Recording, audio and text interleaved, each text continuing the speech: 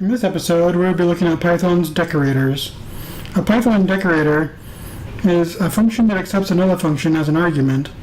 The decorator will usually modify or enhance the function it accepted and return the modified function.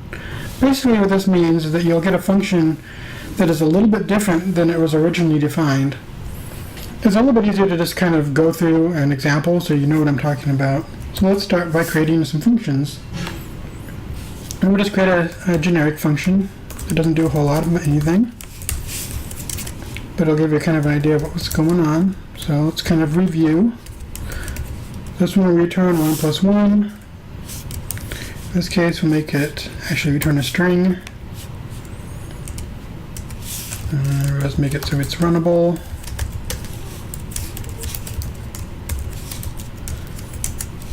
And so we'll get the value equals a function. And then we'll print out the value. This should all be review, but let's make sure everything works the way we expect it to. And we'll just call this, I'm going to call this a Decorator Demo, because we're going to get to the decorator. We're going to modify this a little bit. So let's run this and make sure that we understand what's going on. So we run it, it prints 1 plus 1. Super simple. Let's go back and edit it a little bit, and we'll add another function. In this case, we'll create a function that accepts a function as its argument. So we'll call it another function, and inside of it we'll nest another function. This is something cool about Python. It's really easy to just nest functions inside of other functions. We'll create a little string here. The result of %s is %s percent function that we could just pass in, comma, and then we'll use Python's eval command to evaluate the function.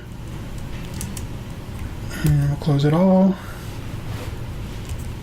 and then we'll return the value, and finally we'll return the other function. This all looks kind of weird, but basically what we're doing here is this function accepts one argument, and that argument has to be a function or a callable. In fact, it really should only be called using the previously defined function, because basically what we're going to do is we're going to evaluate the return value from a function up here. So we'll take that, evaluate it, and create a string that tells us what it did, which it then returns itself. So let's modify this a little bit further and then try running it. So basically what we want to do is leave this alone and just create kind of a fake decorator, even though this is basically the same idea. Call another function, we'll pass in the function that we created previously. You'll notice that we don't call this function like we do up here, we just pass it in as an argument. And then we're going to print our decorator. Actually, we're going to print what is returned by our decorator. So what this does is it calls the decorator and then prints out what it returns. So it's going to be returning this part up here as a function, and it's going to print out what it gets. It's kind of confusing. Let's try it out and you'll see what happens. Alright, so it goes through. And like originally it prints out 1 plus 1, and then it goes into the decorator and it prints out the result of 1 plus 1 is 2. So what's going on here? Let's go through this step by step. So the decorator is another function that accepts that function.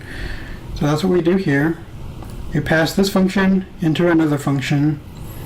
Inside of that we have an inner function, and that inner function will actually call the function that we passed in. That's what's going on here. It calls it, and then it evaluates the result that a second call to that function gives. So this one here evaluates the function call 1 plus 1 and adds it together. So 1 plus 1 equals 2. Actually, let's just do that real quick. So we have eval 1 plus 1, and it prints out 2. That's where we get that 2 part. So that's all this is doing, is evaluating what is returned, which is this string here. And then all of that goes into this string, which is returned by other function. And then, of course, another function returns this original function, which is then called down here in Decorator. Kind of makes your brain go boom, or at least it did for me the first few times I started using decorators. Anyway, if we just go on a little bit farther, we'll get to the actual syntax for a decorator that Python has, which is the @ sign. So we're going to modify our example just a little bit more and use the actual true signature of a decorator. Okay, so the typical way to call a decorator or put a decorator on another function is to use the @ sign, and then the function name that is the decorator. So this is our decorating function up here, another function, and to add it to a function, we just put @ sign and that function name. So now we don't actually need any of this stuff down here. It can be deleted, and it'll actually work the same way that it was before when we had that little stuff down here. So if we run this again, we should get pretty much the same output. Well, almost. So in this case, it just prints out the result of 1 and 1 is 2, because it no longer needs to print out that other part, because now it's decorated. So basically, since it's decorated, it only does this part. We don't actually have to return. The return value is this value up here. So that's how you decorate a function, or create a decorator as another way to describe it. This particular example is pretty forced and not very useful. Usually what you'd use a decorator for is to add logging to a function, or as a kind of security type thing where you want to check to make sure that the user has the ability to have access to that function or that part of the website. So you decorate it with a security decorator. So to kind of nail down what's going on with decorators and how to use them in a useful manner, we're going to go on and create a logging decorator. And that's what we'll take a look at next. Okay, so to create a logging decorator, I'm just going to show you some code that I created earlier. Okay, and I'm just going to go through this code and explain it. So we import logging, and this log function that we have here is going to be our decorator function. And as usual, we're going to pass it a function as its one and only argument, and then inside we'll have a nested function, and it's going to do the modification in magic right here. So first of all, we extract the name from the function using its double underscore name, which is a magic, semi-magic, or considered a magic method in Python. Anything that has double underscores at the beginning and end is considered a magic method or a dunder method. Dunder meaning double underscore.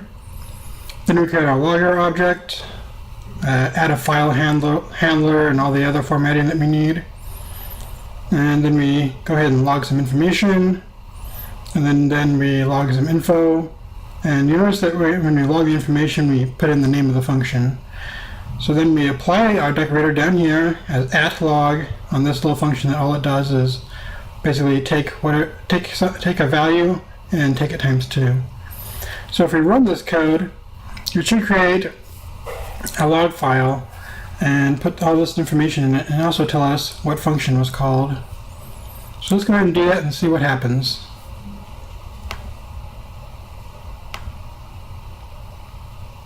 Alright, so there's no output, but we know that there's a log file somewhere. Let's go see what it has in it.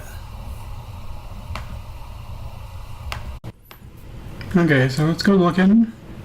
Here's our double function.log, and we'll just open it up with a text editor, and you'll notice right away that it's logging the info level, and the function that it's logging against is the double function, and it also logs the result. So basically, if we create other functions and put this logger on it, it should go ahead and add to that log and tell us what function was called. At this point, you really should know how to create your own decorators. I also recommend checking out Python's built-in decorators, such as property, class method, and static method. There are also several others in the standard library that you can take a look at, such as in ContextLib, which has a handy context manager. I recommend checking out the documentation, and there's also several other decorators you could check out that are just included with Python. Definitely a good way to learn decorators is by looking at the Python documentation or the source code. In the meantime, get out there and have fun. I look forward to seeing you in our next video.